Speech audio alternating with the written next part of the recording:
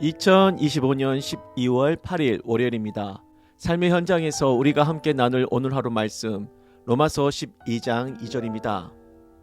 너희는 이 세대를 본받지 말고 오직 마음을 새롭게 함으로 변화를 받아 하나님의 선하시고 기뻐하시고 온전하신 뜻이 무엇인지 분별하도록 하라. 아멘. 오늘은 로마서 110번째 시간으로 이 세대를 본받지 말라. 그리스도인은 하나님의 선하시고 기뻐하시고 온전하신 뜻을 최우선으로 둡니다. 내가 몹시 하고 싶은 일이 있어도 하나님이 원치 않으시면 기꺼이 포기하고 하나님의 뜻을 우선해요. 그것이 그리스도인입니다. 그런 그리스도인은 반드시 이 시대가 추구하는 방향이랑 부딪히게 될 건데요. 왜냐?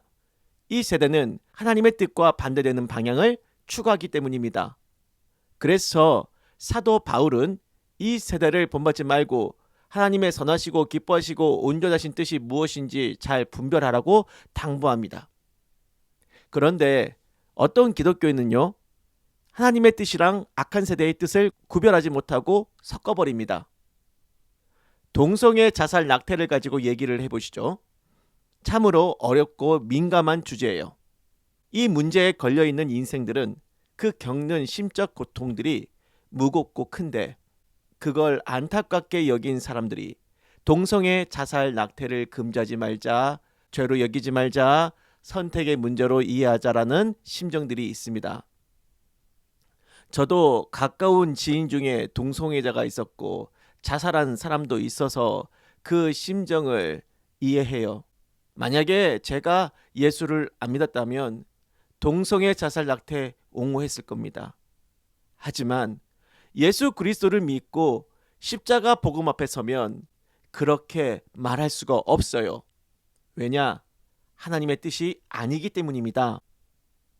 하나님은 죄인을 용서하시지만 그 사람이 지은 죄는 싫어하세요. 가늠하다가 현장에서 붙잡힌 여인이 끌려왔어요. 예수님이 그녀에게 뭐라고 말씀하셨느냐? 나도 너를 정죄하지 아니하노니 가서 다시는 죄를 범치 말라 하셨어요. 주님은 죄에 빠진 사람을 불쌍히 여겨 용서하시고 구원하여 주시는 분이지만 그 사람이 빠져버린 죄에 대해선 인정하거나 옹호하시거나 하지 않습니다. 뿐만 아니라 그 죄를 씻어 없애려고 자기 목숨까지 내놓으셨어요. 하나님의 뜻은 사람은 용서하시되 죄는 미워하시는 겁니다. 하지만 이 세대의 뜻은 달라요. 그 사람의 죄 자체를 받아주자는 겁니다.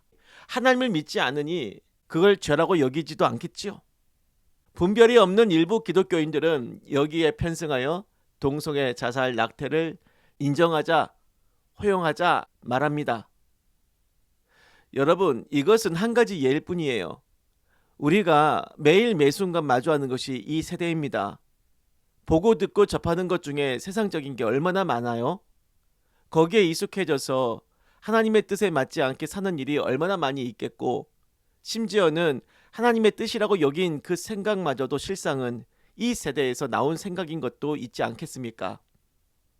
너희는 이 세대를 본받지 말고 하나님의 선하시고 기뻐하시고 온전하신 뜻이 무엇인지 분별하라. 이 말씀을 깊이 곱씹어서 생각해 봐야 합니다.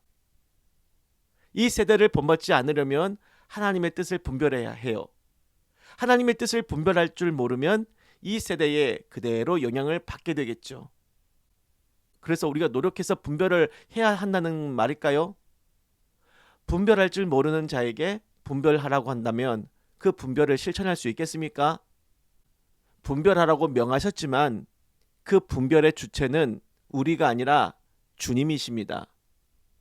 우리의 마음을 새롭게 하여 변화시켜 분별하게 해주실 우리 주님이시죠. 그래서 이렇게 기도할게요. 주님, 우리의 생각과 노력으로는 죽었다 깨도 당신의 말씀을 똑바로 깨달을 수가 없고 이 악한 세대 속에서 하나님의 뜻을 분별하는 것도 불가능합니다. 그러니 성령으로 우리의 마음을 새롭게 변화시켜 주옵소서.